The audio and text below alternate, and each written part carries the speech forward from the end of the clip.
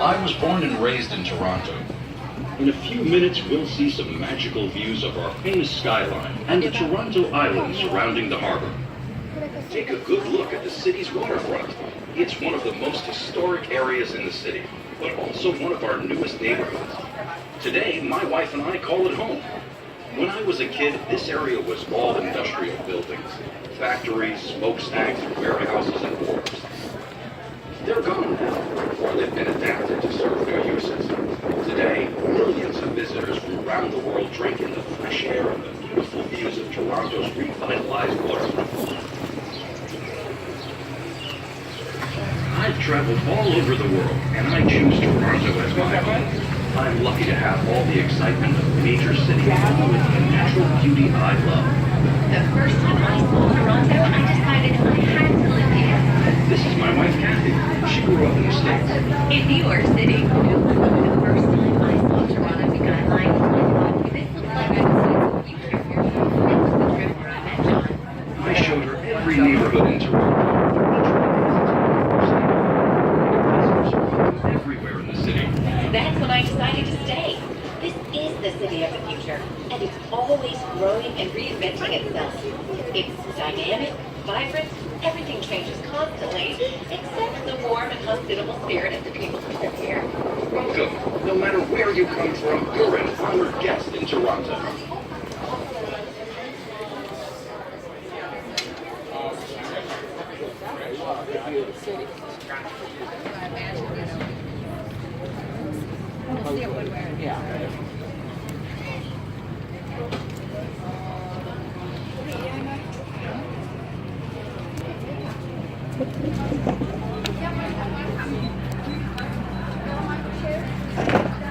Like a big tanker down there.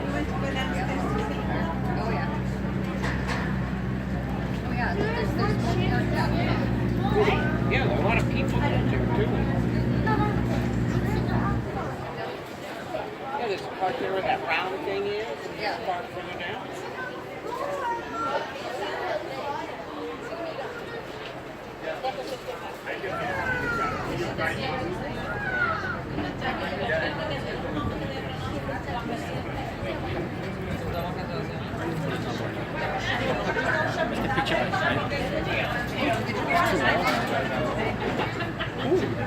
I'll get you in. I'll get you. Look over here. Kind of up this side. I know.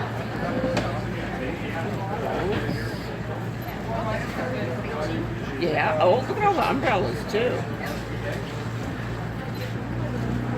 It's just so, I just like that CN Tower. It's just so, like no matter where, well, Oh, and here comes the plane right over here. no matter where you are downtown. Next one. Did you know that Toronto has the largest population of Italians outside Italy? Take a walk through our little Italy, and you'll find a neighborhood bustling with the sounds and sights of Italy. Toronto is a mosaic celebrating the cultural diversity of the people who live here. The best way to get the pulse of this city is to explore it on foot. After all, you're in one of the safest metropolitan areas in North America. Every neighborhood has its own personality. You can hear more than 180 different languages and dialects spoken, and enjoy foods of every land in thousands of restaurants. Visit Greektown for delicious souvlaki, or try pierogies in Toronto's Little Poland neighborhood. Celebrate Chinese New Year in Chinatown, where you can also sample Thai, Japanese, and other Asian cuisine. Shop for silks and jewelry at the Gerard India Bazaar, North America's largest South Asian ethnic market. Along with the city's world-class dining and shopping, we have an impressive calendar of cultural events and festivals. Music, food, shopping, dance, and performance. There's always something happening in Toronto's multicultural neighborhood.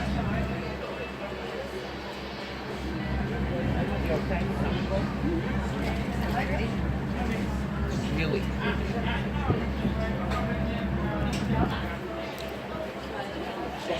CN Tower is the iconic center of Toronto's skyline. That soaring paper spire is one of Canada's national symbols. The CN Tower is also one of the tallest buildings on Earth. It's more than 550 meters tall, about 3 times as tall as the Seattle Space Needle, and more than 1 3/4 the height of the Shard in London.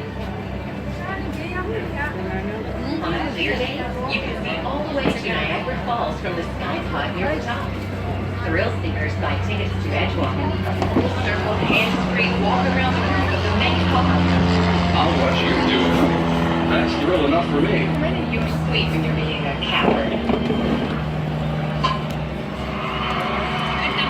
The huge white dome to the left of the CN Tower is an indoor-outdoor sports and entertainment stadium. It's named the Rogers Centre. But here in Toronto, we just call it the Sky Dome. Everybody in town turns out to support our baseball team, the Blue Jays.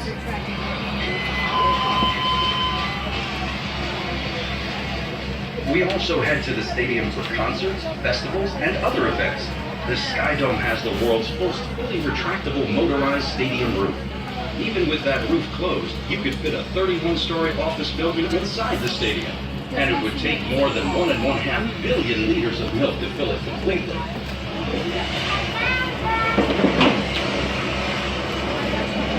Why would anyone fill a stadium with milk? The same reason they put an office building in it, I guess. There must be either too shallow or something going on to have all the noise because they keep out around here. Now they're on this side.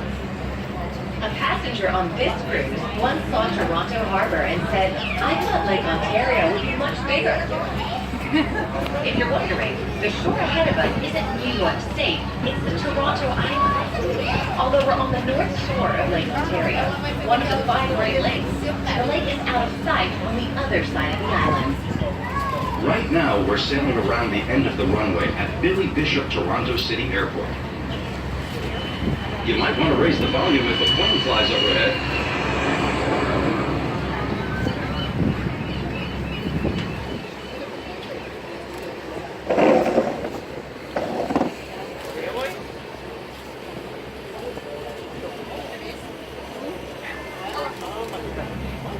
The name Toronto probably comes from a Mohawk word meaning where there are trees standing in the water. It could refer to saplings that the Iroquois used to build fish traps in narrow channels. The first French explorers reached Lake Ontario in the 1500s and found a sophisticated First Nations culture. The Iroquois had never met any Europeans, but they owned European goods because their trade network stretched eastward to the Atlantic coast. France and Britain colonized Ontario and competed for the profitable trading furs with First Nations people. The first British lieutenant governor of this province gave Toronto a more English-sounding name, York. It didn't catch on, and the settlement of York was eventually incorporated as the city of Toronto.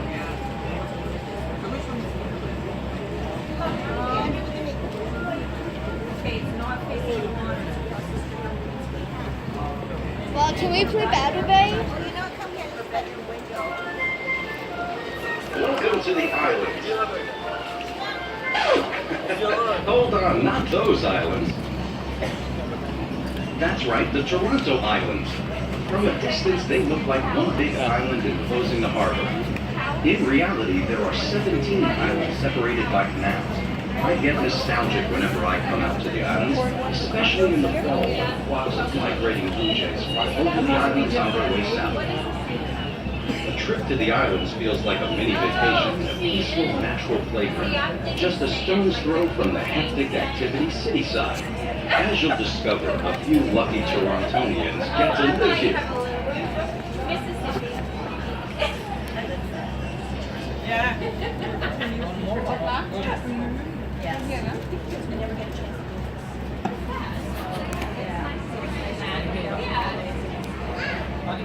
Riding a ferry boat to the Toronto Island has been a way of life in the city for almost 200 years.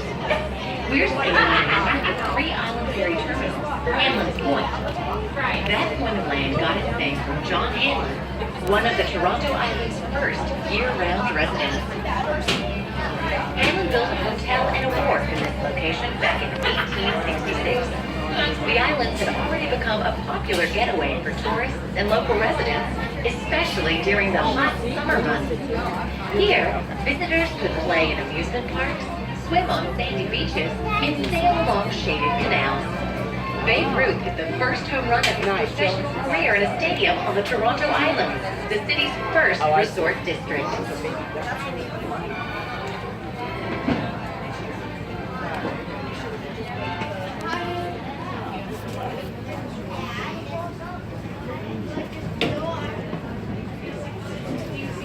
Vamos la pena.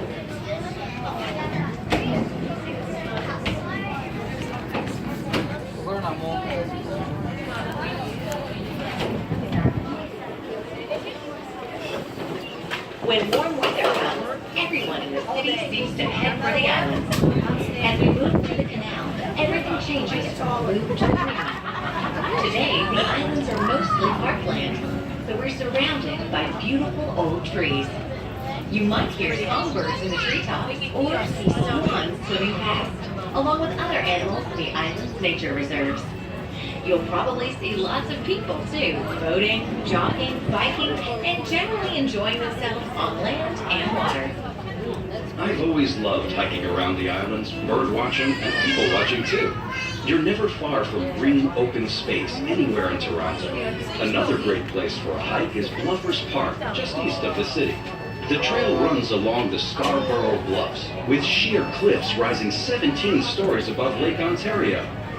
Those packed clay bluffs have been eroding for centuries. Currents carry sand from the bluffs to Toronto Harbor. That's what formed the Toronto Islands, which are actually giant floating sandbars. They weren't islands originally.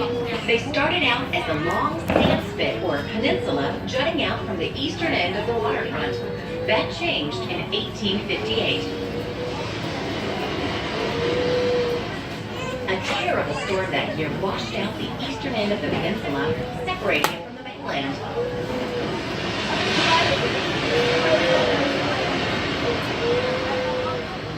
The new island soon became Toronto's year-round playground, like Coney Island in New York City. Torontonians swim and go boating, enjoy carnival attractions in the summer, or go skating and ice fishing in the wintertime. People built beautiful summer homes on the islands so they could bask in the fresh breezes blowing in from Lake Ontario. In the years since then, Toronto has reshaped the 17 islands several times and added rocks and seawalls to protect the shoreline. We love these sandbars now, and we're going to keep them.